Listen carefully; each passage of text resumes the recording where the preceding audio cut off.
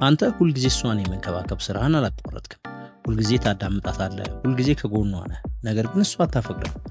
በህይወትህ ብዙ ጥያቄዎች ጠይቃ ሊሆን ይችላል። ነገር ግን ይህኛው የሁል ጊዜና አግራሞትን የሚያጭር ጥያቄ ነው። ሴቶች ሁል ጊዜ መጥፎ ወንዶችን፣ ሚስጥራዊ ወንዶችን፣ ጭራሽ ምንም ደንታ የሌላቸውን ወንዶችን ለምን የሚመርጡ ይመስልሃል? ምክንያቱም እስከዛሬ ድረስ ሴቶችን ስለመማረክ የሰማኸውና የተማርከው ውሸት ስለሆነ ወይም ደግሞ እውነታውን እያወቅክ አትተገብረው ማለት ነው።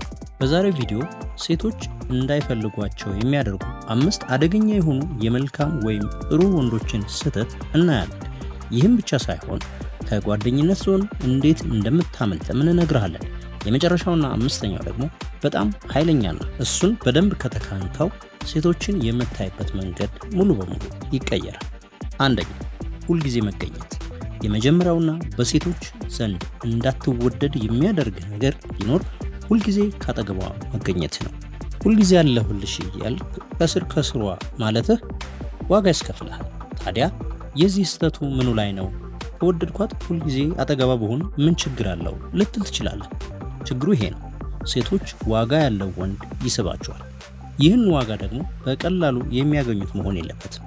ሁል ጊዜ የማይጠፋ ወንድ ለመገኘት በጣም ቀላል ነው። ለምሳሌ ቶሎ ቶሎ ቴክስት የምታደርግ ከሆነ ወይም ደግሞ ሁል ጊዜ እሷ ለምታቀደው እቅድ፣ ለምታወጣው ፕሮግራም እሺ የምትል ከሆነ እንዲህ መሆንህና መታዘዝህ ዋጋህን ከፍ የሚያደርገው ይመስልሃል?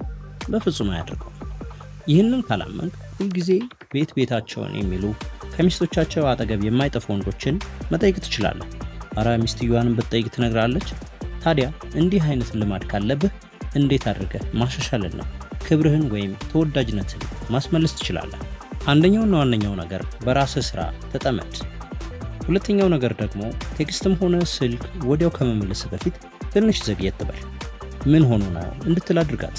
ተጠንቀቅ ግን ሁልጊዜም የምታሳድዳት ከሆነ ታመልጣለች። ሁለተኛ፣ አብዝቶ ማድነቅ። ሁለተኛው በጣም ጥሩ ሰዎች እንዳይወደዱ የሚያደርጋቸው ሁልጊዜ አድናቆት ስለሚሰጡ ነው። ማወቅ ያለብህ ነገር ቢኖር ሁልጊዜ እንዲህ ባልካት ቁጥር ስለቻለች።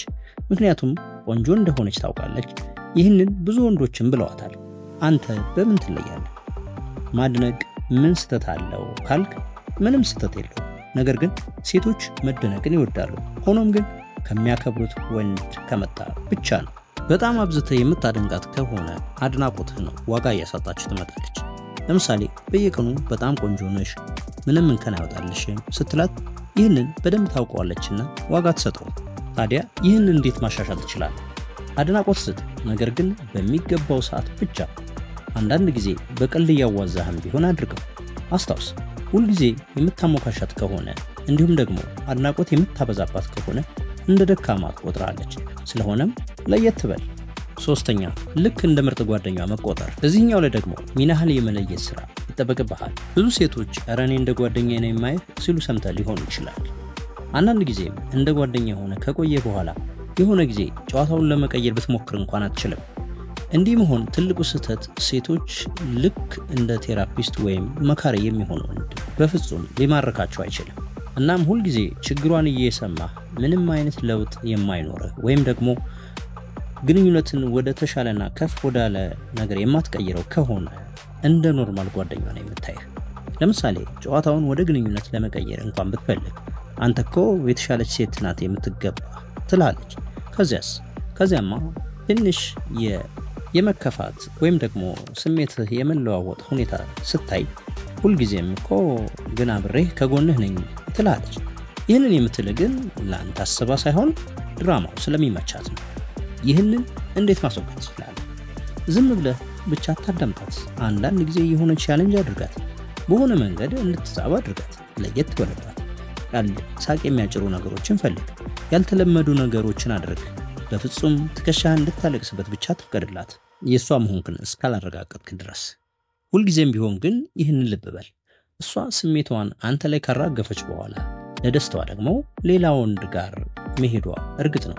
አራተኛ፣ የትም አይሄድም ተብሎ መገመት ወይም ደግሞ ተገማች መሆን። አንተ የትም እንደማትሄድ ከታወቀህ ይደወልልሃል። ሴቶች ስሜታቸውን ይተነፍሱብሃል። መገመት ወይም ደግሞ የት እንዳለህ መታወቅ ስህተቱ ምንድነው ልትል ትችላለህ። በተጠራሁት ጊዜ ሁል ጊዜ መኖሬና መገኘቴ ስህተት ነው ወይ ልትል ትችላለህ። ነገር ግን ማወቅ ያለብህ ነገር ሴቶች እንዲደብራቸው አይፈልጉም። ሁልጊዜ የሚገመቱ ወይም የት ይሄዳል ተብሎ የሚታሰብ ሰው የሴቶችን ስሜት ዝቅ ያደርጋል። ሴቶች ለየት ያለ ነገር ወይም ደግሞ አድቬንቸር ይወዳሉ። በዚህም ለምሳሌ አንተ ሁልጊዜ አንድ አይነት ቦታ ይዛት ብትሄድ ወይም ደግሞ ሁልጊዜ ራት ብትጋብዛት ወይም ሁልጊዜ ፊልም ብትጋብዛት የተደጋገመና አሰልቺ ይሆናል። ሁልጊዜ አንድ አይነት ቴክስት ማድረግ፣ ቀንሽ እንዴት ነበር፣ በላሽ፣ ጠጣሽ ምናምን የሚሉ ቴክስቶች ለሴቶች በጣም አሰልቺ ናቸው። እናስ ታዲያ ይህን እንዴት ማሻሻል ትችላለህ? ተገማች አትሁን። የዕለት ተዕለት ውሎህን ቀይር። አንዳንድ ጊዜ አስገርማት፣ አንዳንድ ጊዜ ደግሞ እሷም ያንተን ትኩረት ለማግኘት እንድትሰራ አድርጋት።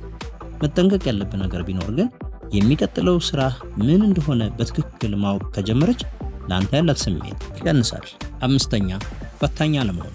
ይህኛው በጣም አደገኛውና በመግቢያችን ላይ እንደገለጽነው በጣም ኃያሉ ዘዴ ነው። ይህ በዋናነት አንተ እንድትፈልጋት ወይም ደግሞ እንድትከተላት ሳይሆን እሷ እንድትከተልህ የማድረጊያ መንገድ ነው። ፈታኝ አለመሆንህ ለምን ስህተት እንደሆነ ታውቅ ይሆን? ሴቶች አልሸነፍ ባይ ወንዶችን ወይም በፍቅር የሚያንበረክካቸውን ወይም ደግሞ በቀላሉ የማይሸነፉ ወንዶችን ያከብራሉ። ልብህን ቶሎ ብለህ የምትሰጣት ወይም የምትሸነፍላት ከሆነ እንደ ስጦታም አታየው። ለምሳሌ ቶሎ ፈጥነህ አፈቅርሻለሁ ካልካት ወይም ደግሞ ሁልጊዜ እንድትወድህ ብለህ ወይም እንድታደንቅህ ብለህ መጣጣር ከንቱ ልፋት ይሆንብሃል። እናስ ታዲያ ይህንን እንዴት ማሻሻል እችላለሁ ብለህ አስበህ ታውቃለህ? በእርግጥ በፍቅር ዓለም ሁሉም ሰው ቶሎ እሺ የሚለውን አይወድም። ትንሽ መልፋትን ይፈልጋል። ኋላ ላይም የለፋበትን ነገር ሲያገኝ ደስታው ይጨምራል። በቀላሉ የሚገኝ ነገር ብዙም አስደሳች አይደለም ይላሉ ብዙ ሰዎች። ወይም ደግሞ ለጊዜው ቢያስደስትም ፍቅሩ ቶሎ ያልቃል። እናም ትንሽ ብታስለፋት ጥሩ ነው። እድለኛ ነኝ አንተን በማግኘቴ እንድትልም ብታደርጋት መልካም ነው። እናም በቀላሉ የምትገኝላት ከሆነ ሌላ ወደሚፈትናት መሄዱ አይቀርም። በአጠቃላይ የዚህ ቪዲዮ ዓላማ አንድን ግንኙነት አስደሳችና ፍቅር የሞላበት ለማድረግ የታለመ ነው። ከላይ የተጠቀሱት ጥሩ የሚባሉ ወንዶች የሚሰሯቸው ስህተቶችና ሁልጊዜ የሚቸገሩባቸው ግንኙነታቸውም አለሳካ ብሏቸው ችግር ውስጥ የሚወድቁባቸው ምክንያቶች ናቸው።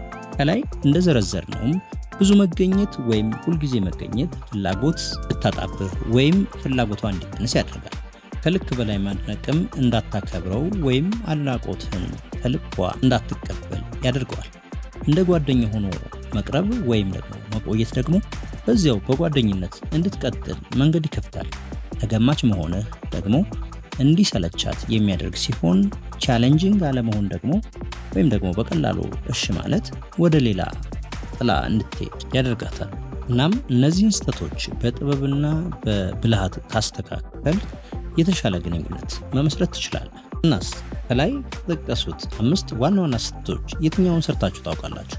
በኮሜንት ላይ አሳውቁ።